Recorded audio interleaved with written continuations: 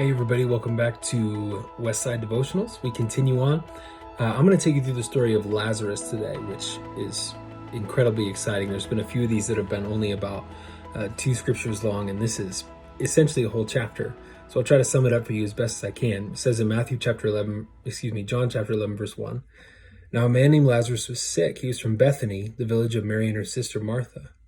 This Mary, whose brother Lazarus now lay sick, was the same one who poured perfume on the Lord and wiped her feet with her hair. So the sisters sent word to Jesus, Lord, the one you love is sick. And when he heard this, Jesus said, the sickness will not end in death. No, it is for God's glory that God's Son may be glorified through it. Now Jesus loved Martha and her sister and Lazarus. So when he heard that Lazarus was sick, he stayed where he was 2 more days. And then he said to his disciples, let us go back to Judea. I'm going to tell you about 3 things that I think about all the time when it comes to scripture. Number 1 is this section right here. He loved Martha and her sister and Lazarus. So when he heard Lazarus was sick, he stayed where he was 2 more days. That's insane. I just can't think of an emergency with a group of people or a person or a family member that I dearly love where I would hear this unbelievable news and really possess the power to be able to turn things around. And I would say, but I'm just going to hang out here for a couple days. The optics of it are difficult. My relationship with Jesus, this feels difficult to me. It's easy to always say something like, God works on his own time. But when it's evidence like it is right here for Mary and Martha, it just seems almost ignorant. It seems negligent. But of course, we know that God really does operate in his own timing. And he continues in this story where he encounters Mary and Martha, where he finally goes to where Lazarus is, and they come out and they say, look, he's dead. It's too late. We appreciate your coming, but it's too late. And Jesus says, no, there's going to be a time where Lazarus, he comes back and he's healthy. And Mary looks at him and she says, yeah, I know, someday in heaven, when everything is all kind of fixed and figured out.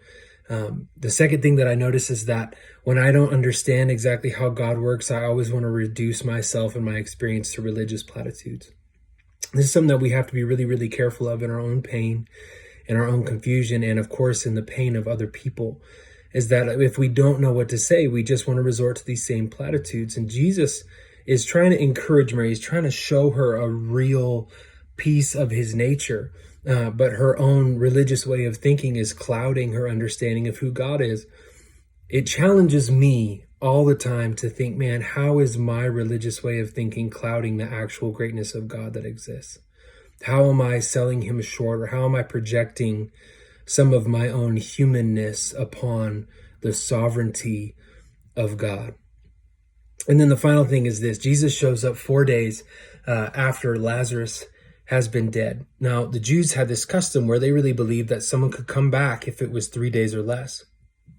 He waits 4.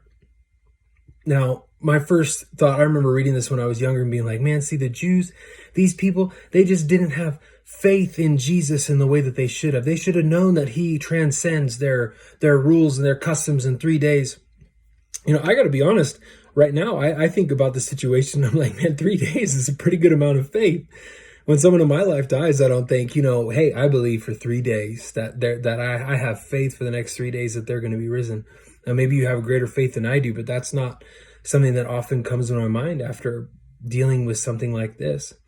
And so what Jesus does is he comes and he raises Lazarus from the dead on the 4th day, proving again and again and again, like he has so often in this miracle series that we've been going through, his incredible sovereignty. So again, God works on his own time. Sometimes we can reduce God to things that he is not because of our own religious platitudes. And honestly, sometimes we reduce God in those spaces because we simply haven't been paying attention. We don't know him as well as we should, but instead we've bought into something that I call bumper sticker theology. It's not a real thing. It's not something that Jesus said, but we'll hold on to ideas about Jesus that we've just heard through the grapevine that actually don't have anything to do with him. And then finally, God can and will raise the dead and heal whenever he wants. He's not reduced to our 3 days. Instead, he will do it on the 4th, and that will declare his incredible sovereignty. Guys, thanks for joining me so much. We'll see you next time.